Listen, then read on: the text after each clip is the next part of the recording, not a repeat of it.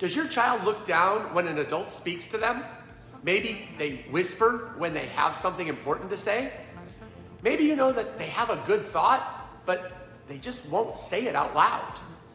A lot of parents see that and think, my child needs to make eye contact. But before we worry about eye contact, I want you to help your child find something even more important, their voice. I've had so many students who, when they first walked in the school here, wouldn't even speak.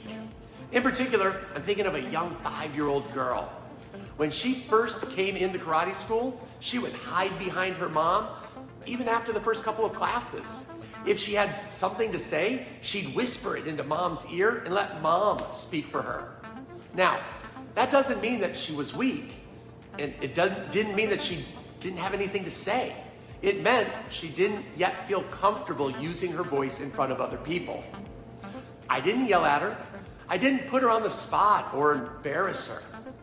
I gave her small chances to speak and listened whenever she did. A few weeks later, she was standing in class reciting the student creed loud and strong. Her mom could see it. The other students could hear it. And more importantly, she could feel it herself. I can do this. I have a voice. This is where real confidence starts. Not with forcing a child to act confident, with giving them a safe chance to become confident. Here's an important distinction. Eye contact can be a part of confident communication, but it's not the first thing that I work on with shy kids. Some children find direct eye contact uncomfortable, and children have different reasons for looking away.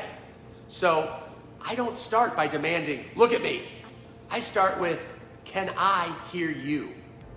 When a child learns that their words matter, that they can be heard, and that speaking up is safe, they often become more comfortable connecting with the person they're speaking with.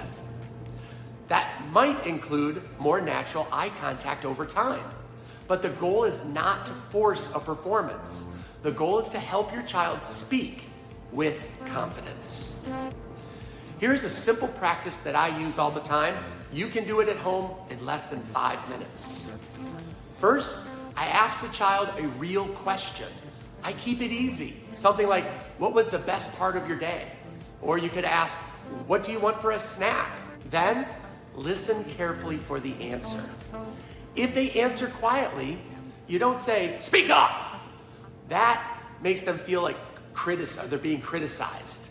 Instead, smile and say, great, now I want to hear you from here. You are giving them a small, clear challenge. You're not asking them to become a different child. You're asking them to let their voice travel just a little bit further. If they answer louder, praise the effort. I would say something like, I heard you from here. That was strong like a lion. Or here at the karate school, we use a dragon. Then take another couple of steps back. And we do it again. We keep going a little bit at a time. Here in class, I might end up 15, 20 feet away. At home, across the living room is far enough.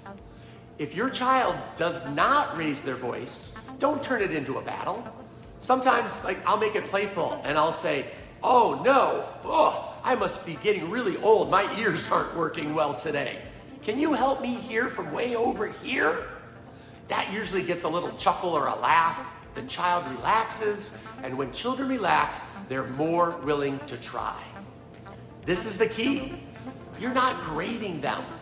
You're building evidence. Every time they speak a little louder and you hear them, their brain gets a new message.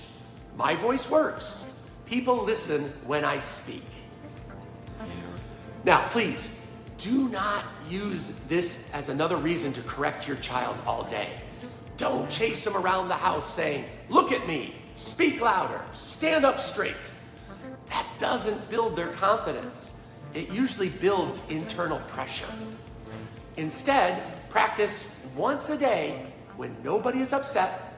Keep it playful, keep it short, and while things are going well. For some children, you might see a quick change, a couple of days, maybe a week. For others, It's gonna take time, and that's okay. Confidence is not a switch. It's built through small wins that a child can feel for themselves. And if your child is very distressed, has a major change in communication, or you have developmental concerns, talk with a qualified professional who supports your child. This is a confidence practice, not a diagnosis or a replacement for individualized care. If your child has been hiding their voice, start here this week. Ask one real question, listen carefully, take 2 steps back, and celebrate the effort when they let you hear them. If this has helped you, please like this video, subscribe to the channel, How to Raise Black Belt Kids. Every week, I share practical strategies that help you build confidence, discipline, focus, and leadership in your child, one small habit at a time.